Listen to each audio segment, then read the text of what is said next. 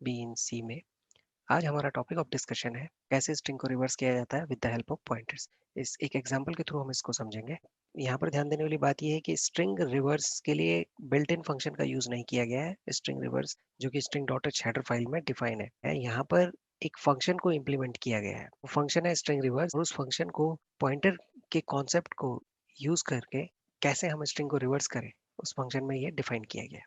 तो आइए इसको एक एग्जाम्पल के थ्रू हम समझते हैं।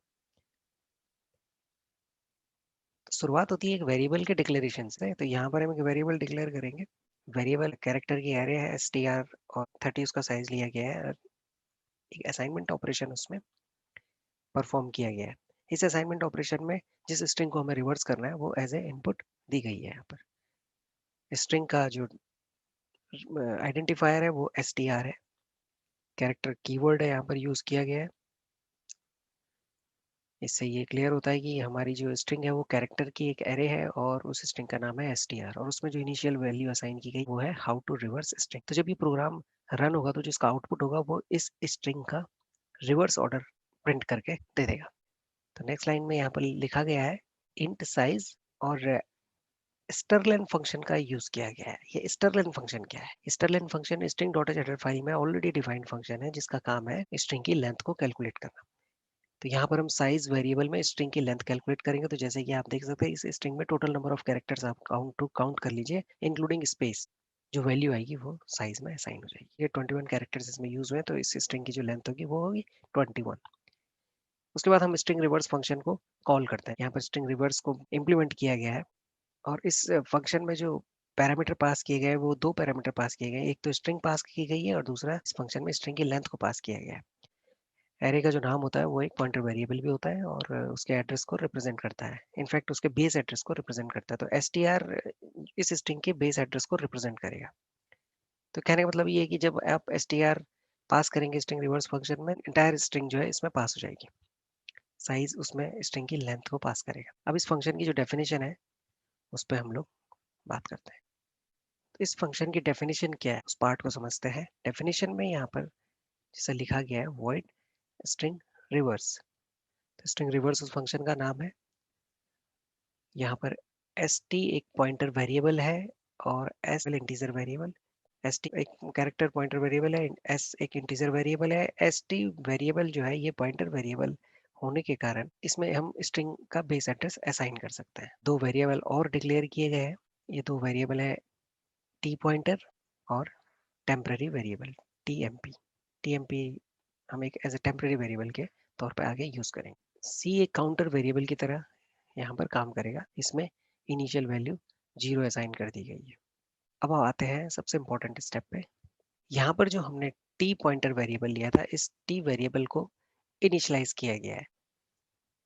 तो ये इस फंक्शन का सबसे इंपॉर्टेंट स्टेप है। इस स्टेप पे हम आगे बात करेंगे। इसके बाद एक व्हाइल लूप डिजाइन किया गया है। व्हाइल लूप में बताया गया है कि ये लूप कहाँ से स्टार्ट होगा और कहाँ तक ये रन करेगा। इसके बाद इस असाइनमेंट ऑपरेशन को आप ध्यान से देखिए। यहाँ पर हमने जो टेम्प वेरिएबल डिफाइन किया था शुरू में, उस टेम्प वेरिएबल में हमने स्ट्रिंग ट्रांसफर कर दी है। एक्चुअली हम यहाँ पर एक स्वैपिंग ऑपरेशन परफॉर्म करें।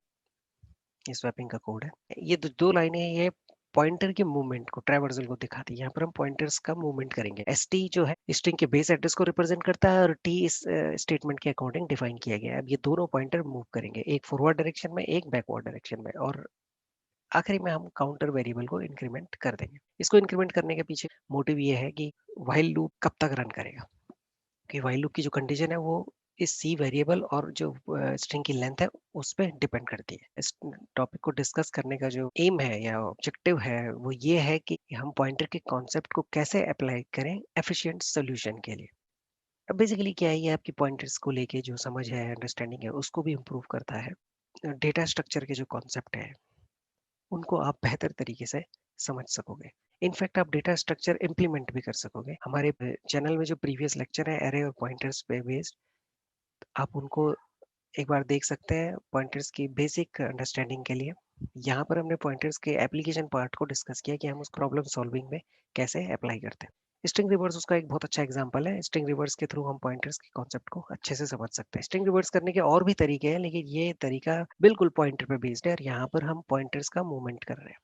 प्रॉब्लम स्टेटमेंट है स्ट्रिंग रिवर्स, और कोई भी प्रॉब्लम स्टेटमेंट होती है तो उसका एक मैथमेटिकल डेरिवेशन जरूर होता है। स्ट्रिंग रिवर्स के लिए क्या करना होगा आपको, व्हाइल लूप के इटरेशन डिफाइन करने होंगे। तो व्हाइल लूप के इटरेशन में जो ऑपरेशन परफॉर्म हो रहा है वो है स्वैपिंग का, जैसा आप देख रहे होंगे, और स्वैपिंग के ऑपरेशन को कितने टाइम रन करना है ये आपको डिफाइन करना है। तो स्वैपिंग के ऑपरेशन को स्ट्रिंग लेंथ बाय 2, तो ये इस प्रॉब्लम का मैथमेटिकल अप्रोच है कि हम मैथमेटिक कैसे इस प्रॉब्लम को सॉल्व करते हैं। हम नंबर ऑफ स्वैपिंग वो डिपेंड करती है स्ट्रिंग की लेंथ पे। तो स्ट्रिंग की लेंथ जितनी है उसको हाफ कर दीजिए आप, तो उतने टाइम आपको स्वैपिंग करनी पड़ेगी। स्वैपिंग किन के बीच होगी, जैसे इस स्ट्रिंग को आपको रिवर्स करना है, अगर आपको इस स्ट्रिंग को रिवर्स करना है तो एच और जी के बीच आपको स्वैपिंग करनी होगी। इसी तरह से ओ और एन के बीच स्वैपिंग करनी होगी, डब्ल्यू और आई के बीच स्वैपिंग करनी होगी, आपको फाइनली एक रिवर्स ऑर्डर मिल जाएगा। तो आइए हम डिस्कस करते हैं इस स्वैपिंग प्रोसेस को कैसे अकम्प्लिश किया जाए। तो जब ये फंक्शन कॉल होता है str तो इसका प्रोग्राम का कंट्रोल जो है यहाँ पहुंच जाएगा। अब आप str में और st को आप यहाँ पर चेक कर लीजिए। str में जो जो वैल्यू है वो है हाउ टू रिवर्स स्ट्रिंग, ये st में असाइन हो गई है, और s में असाइन हो गया स्ट्रिंग का लेंथ। तो स्ट्रिंग का लेंथ है 21, तो 21 स्ट्रिंग का लेंथ है, और ये वैल्यू s को असाइन हो जाएगी, तो s में आ जाएगा 21, और st में हमारी पूरी स्ट्रिंग ट्रांसफर हो जाएगी। यहाँ पर एक वेरिएबल हमने इस तरीके से लिए। अब आप देखिए यहाँ पर एक स्वैपिंग का ऑपरेशन परफॉर्म हुआ है। टेम्पररी वेरिएबल में हमने क्या किया, स्ट्रिंग के एलिमेंट को ट्रांसफर किया जो हमारी गिवन स्ट्रिंग है, st में हमारी गिवन स्ट्रिंग है, उसको हमने असाइन किया टेम्पररी वेरिएबल में, और जो st में हमने जो नेक्स्ट वैल्यू ट्रांसफर करी वो t पॉइंटर में जो वैल्यू उस वक्त अवेलेबल है। तो अगर आप देखेंगे तो t में क्या अवेलेबल होना चाहिए according to this statement, t address पे जो वैल्यू होगी वो स्ट्रिंग का आखिरी कैरेक्टर होगा। और इसी तरह से t में हम टेम्पररी वेरिएबल जिस एलिमेंट का एड्रेस st है फर्स्ट एलिमेंट, वो टेम्पररी वेरिएबल हमने यहाँ असाइन किया था, अब हम वापस उसको टी पॉइंटर के पास असाइन कर रहे हैं। तो इससे क्या होगा, एच और जी आपस में स्वैप हो जाएंगे। तो यहाँ पर हम क्या कर रहे हैं, दो पॉइंटर को मूव कर रहे हैं, एक एस टी पॉइंटर को और टी पॉइंटर को। तो आप देख सकते हैं यहाँ पर एस टी आर में जो स्ट्रिंग है वो है हाउ टू रिवर्स स्ट्रिंग। यहाँ पर ध्यान दे दीजिएगा, स्पेस भी एक कैरेक्टर होता है, तो स्ट्रिंग में स्पेस को भी कंसिडर किया जाएगा। तो आइए अब समझते हैं स्ट्रिंग रिवर्स फंक्शन काम कैसे करता है। हमने शुरुआत में एस टी पॉइंटर लिया है और एक टी पॉइंटर हम इस पे लेते हैं, एस टी पॉइंटर और दूसरा पॉइंटर है टी। जैसा डिफाइन किया गया है यहाँ पर टी पॉइंटर क्या है, तो यहाँ पर टी पॉइंटर डिफाइन किया गया है एस टी के टर्म में। मतलब एस टी में हम साइज ऐड करते हैं पूरी स्ट्रिंग का, साइज मतलब स्ट्रिंग का लेंथ, हम उसमें एस टी में हम स्ट्रिंग की लेंथ को ऐड करते हैं और फिर उसमें एक -1 कर देते हैं। तो अगर एस टी हमारा एच को पॉइंट करता है तो इसमें साइज ऐड करके उसमें -1 करते हैं अगर, तो टी पॉइंटर जी को पॉइंट करने लगता है। S T will point H, T will point ji.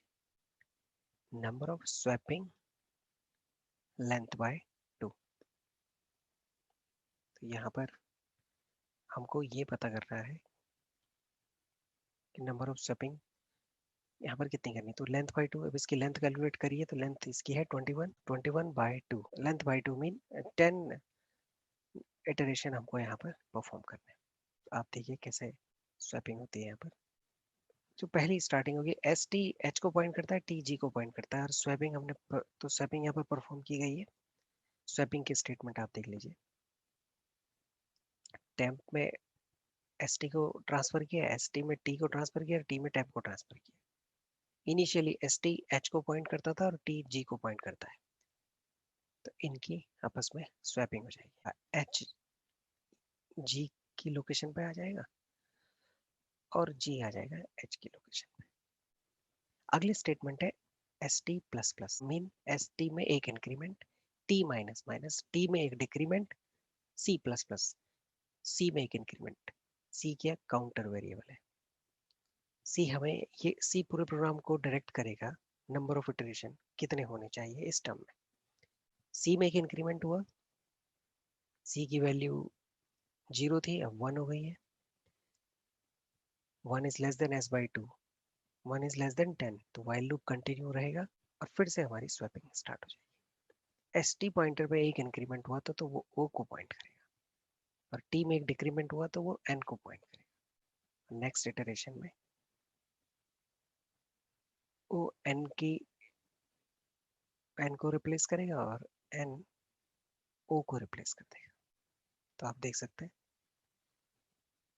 Next statement है S T plus plus T minus minus C plus plus.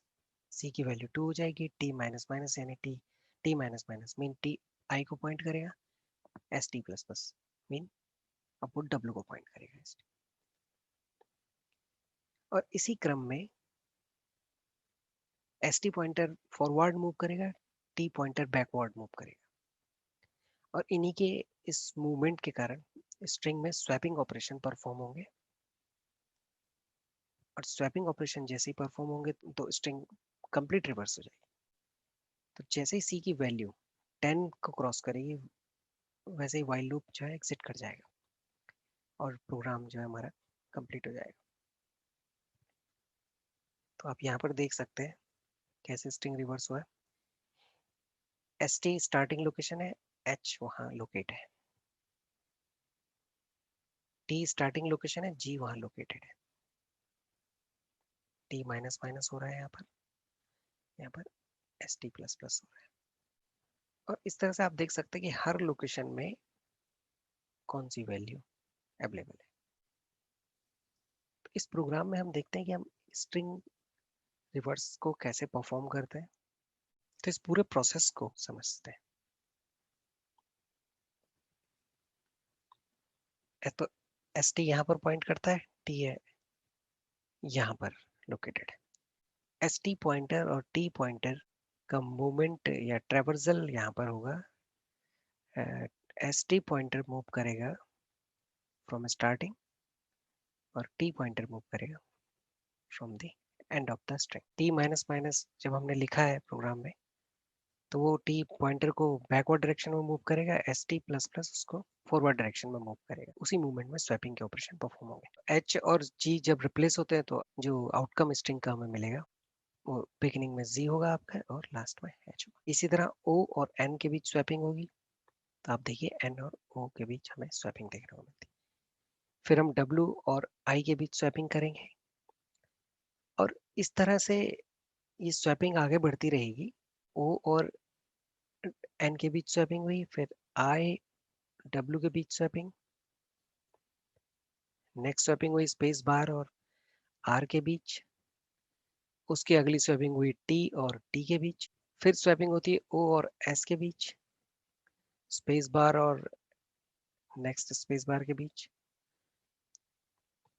Are और ई आपस में स्वैप होते हैं, ई और एस आपस में स्वैप होते हैं, वी और आर आपस में स्वैप होते हैं। स्वैपिंग का ऑपरेशन एक एंड पर रुक जाएगा, तो सी की वैल्यू जब लेंथ की जस्ट हाफ हो जाएगी तो हमारा इटरेशन स्टॉप हो जाएंगे और आउटपुट में हमको ये स्ट्रिंग मिल जाएगी।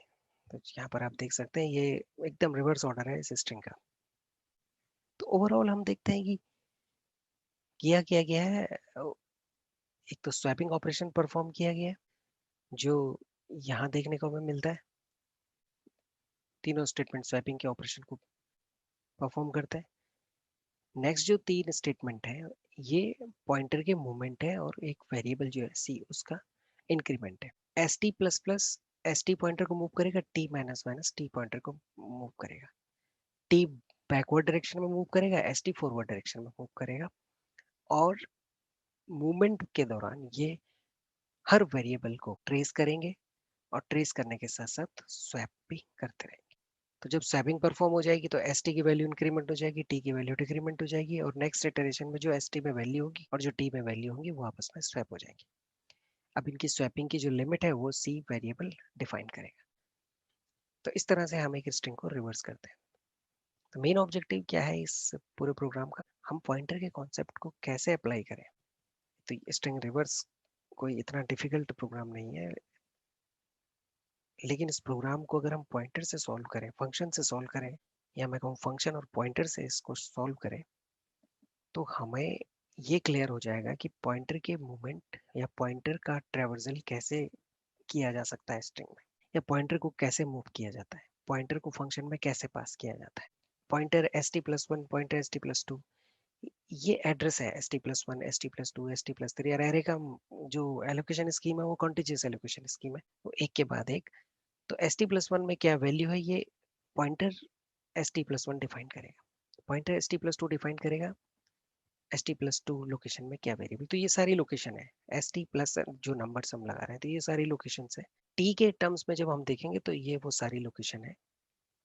जब हम t के टर्म्स में देखेंगे, अगर t लास्ट एलिमेंट को पॉइंट करता है, तो जब हम रिवर्स डायरेक्शन में t को मूव करेंगे कौन कौन से एलिमेंट्स हमको एक्सेस होंगे। फॉरवर्ड डायरेक्शन में जब हम st पॉइंटर को मूव करें तो कौन कौन से एलिमेंट्स हमको एक्सेस होंगे। यहाँ पर जो सबसे इंपॉर्टेंट स्टेप है वो है 1 st मूवमेंट, t का मूवमेंट। तो ये दो स्टेटमेंट पॉइंटर्स के मूवमेंट को दिखाते हैं। तो आप समझ सकते हैं कि हम पॉइंटर को अगर मूव करेंगे तो डेफिनेटली हम नए एड्रेस पे जंप करेंगे, और अगर हम एरे में पॉइंटर को मूव करते हैं तो हम नए एड्रेस में जंप करते हैं, और नया एड्रेस किसी न किसी एलिमेंट का एड्रेस होगा एरे के केस में। यहाँ पर कंटीजियस मेमोरी लोकेशन है, इसीलिए हम जब पॉइंटर को मूव कर रहे हैं आगे या बैकवर्ड डायरेक्शन में मूव कर रहे हैं तो हमको कोई ना कोई एलिमेंट मिलते हैं, क्योंकि S T is the base pointer, and जब वो बेस पॉइंटर है तो वो हर एलिमेंट को हमें प्रोवाइड करने की कैपेसिटी रखता है। एक स्टेटमेंट यहाँ पर जो बहुत इंपॉर्टेंट देखने को मिलता है वो है हम टी पॉइंटर को कैसे इनिशियलाइज करें। टी एड्रेस में हमने ये वैल्यू असाइन करी है, तो इसको अगर आप स्ट्रिंग के कॉन्टेक्स्ट में देखने जाएंगे तो यहाँ देखिए आप T assignment operator S T, तो एस टी क्या है आपका एच प्लस एस, उसमें आप ऐड कर दीजिए पूरी लेंथ -1, तो हम जी पे पहुंच जाएंगे। टी पॉइंटर जी की लोकेशन को पॉइंट करेगा। तो इस तरीके से आप एक पॉइंटर के थ्रू हम दूसरे पॉइंटर को डिफाइन कर सकते हैं। यहाँ पर ये प्रोसेस इसलिए इजी हुआ क्योंकि ये कंटीजियस मेमोरी एलोकेशन है, और एरे में कंटीजियस मेमोरी एलोकेशन होता है तो एक एलिमेंट के बाद दूसरे एलिमेंट की लोकेशन उसमें पहले से डिफाइन रहती है। तो इस कारण से यहाँ पर स्ट्रिंग की लेंथ के अकॉर्डिंग ये पॉसिबल हो सका है, और हम स्ट्रिंग को रिवर्स करने में सक्सेसफुल हुए। Thank you. Thank you.